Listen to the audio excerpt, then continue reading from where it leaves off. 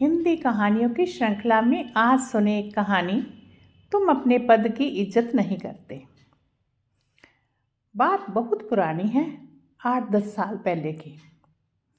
मैं अपने एक मित्र का पासपोर्ट बनवाने के लिए दिल्ली के पासपोर्ट ऑफिस में गया था। उन दिनों इंटरनेट पर फॉर्म भरने की सुविधा नहीं थी। पासपोर्ट दफ्तर में दलालों का बोलबाला था और खुलेआम दलाल पैसे लेकर पासपोर्ट के फॉर्म बेचने से लेकर उसे भरवाने, जमा करवाने और पासपोर्ट बनवाने का काम करते थे। मेरे मित्र को किसी कारण से पासपोर्ट की जल्दी थी, लेकिन दलालों के दलदल में फंसना नहीं चाहते थे। हम पासपोर्ट दफ्तर पहुंच गए। लाइन में लगकर हमने फॉर्म भी ले लिया, पूरा फॉर्म भर दिया। इस चक्कर में कई घंटे निकल चुके थे और अब हमें किसी तरह पासपोर्ट की फीस जमा करानी थी। हम लाइन में खड़े हुए, लेकिन जैसे ही हमारा नंबर आया, बाबू ने खिड़की बंद कर दी और कहा कि समय ख़त्म हो चुका है, अब कल आइएगा। मैंने उससे मिन्नतें की। उससे कहा कि आज पूरा दिन हमने खर्च किया है और बस केवल फीस जमा कराने की बात रह गई है, कृपया फीस ले लीजिए। बाबू बिगड़ गया, कहने लगा, आपने पूरा दिन खर्च कर दिया तो उसके लिए मैं जिम्मेदार नहीं हूँ। अरे सरकार ज़्यादा लोगों को बहाल करे, मैं तो सुबह से अपना काम कर रहा हूँ। मैंने बहुत अनुरोध किया पर वो नहीं माना। उसने कहा कि बस 2 बजे तक का समय होता है। 2 बज गए, अब कुछ नहीं हो सकता। मैं समझ रहा था कि सुबह से दलालों का काम कर रहा था, लेकिन जैसे ही बिना दलाल वाला काम आया, उसने बहाने बनाने शुरू कर दिए। पर हम भी अड़े हुए थे। बिना अपने पद का इस्तेमाल किए, बिना ऊपर से पैसे खिलाए इस काम को अंजाम देना है। मैं ये भी समझ गया था कि अब कल आएंगे तो कल का भी पूरा दिन निकल ही जाएगा, क्योंकि दलाल हर खिड़की को घेर कर खड़े रहते हैं और आम आदमी वहाँ तक पहुँचने में बिलबिला उठता है। खैर, मेरा मित्र बहुत मायूस हुआ और उसने कहा कि चलो अब कल आएंगे। मैंने उसे रोका, कहा कि रुको, एक और कोशिश करता हूँ। बाबू अपना थैला लेकर उठ चुका था। मैंने कुछ कहा नहीं, चुपचाप उसके पीछे हो लिया। वो उसी दफ्तर में तीसरी या चौथी मंजिल पर बनी एक कैंटीन में गया।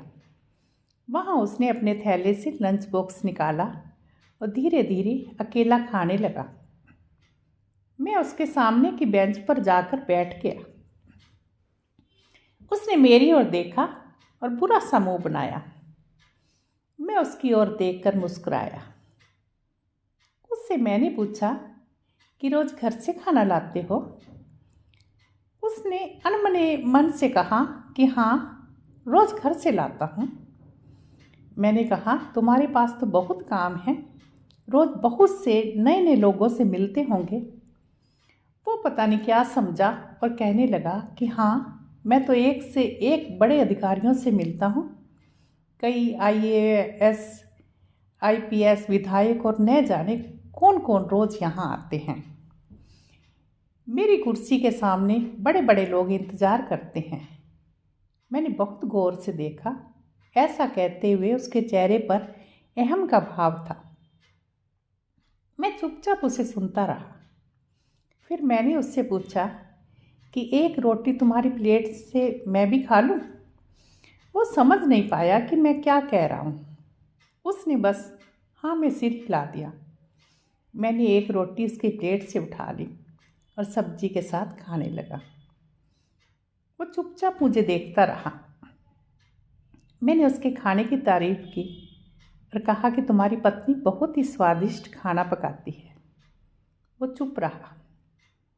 मैंने फिर उससे कुरेदा, तुम बहुत महत्वपूर्ण सीट पर बैठे हो, बड़े बड़े लोग तुम्हारे पास आते हैं, तो क्या तुम अपनी कुर्सी की इज्जत करते हो? अब वो चौंका। उसने मेरी ओर देखकर पूछा कि इज्जत मतलब?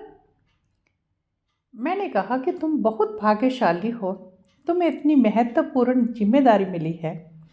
तुम न जाने कितने बड़े बड़े अफसरों से डील करते हो, लेकिन तुम अपने पद की इज्जत नहीं करते। उसने मुझसे पूछा कि ऐसा कैसे कहा आपने। मैंने कहा कि जो काम दिया गया है उसकी इज्जत करते तो तुम इस तरह रूखे व्यवहार वाले नहीं होते। देखो, तुम्हारा कोई दोस्त भी नहीं है। तुम दफ्तर की कैंटीन में अकेले खाना खाते हो, अपनी कुर्सी पर भी मायूस होकर बैठे रहते हो। लोगों का होता हुआ काम पूरा करने की जगह अटकाने की कोशिश करते हो। मान लो कोई एकदम 2 बजे ही तुम्हारे काउंटर पर पहुंचा तो तुमने इस बात का लिहाज तक नहीं किया कि वह सुबह से लाइन में खड़ा रहा होगा, और तुमने फटाक से खिड़की बंद कर दी। जब मैंने तुमसे अनुरोध किया तो तुमने कहा कि सरकार से कहो ज़्यादा लोगों को बहाल करें। मान लो मैं सरकार से कहकर लोग बहाल करा लूँ तो तुम्हारी अहमियत घट नहीं जाएगी। हो सकता है तुमसे ये काम भी ले लिया जाए। फिर तुम कैसे IAS IPA और विधायकों से मिलोगे। भगवान ने तुम्हें मौका दिया है रिश्ते बनाने के लिए, लेकिन अपना दुर्भाग्य देखो, तुम इसका लाभ उठाने की जगह रिश्ते बिगाड़ रहे हो। मेरा क्या है, कल भी आ जाऊंगा, परसों भी आ जाऊंगा। ऐसा तो है नहीं कि आज नहीं काम हुआ तो कभी नहीं होगा। तुम नहीं करोगे तो कोई और बाबू कल करेगा। पर तुम्हारे पास तो मौका था किसी को अपना एहसानमंद बनाने का, तुम उससे चूक गए। वो खाना छोड़कर मेरी बातें सुनने लगा था।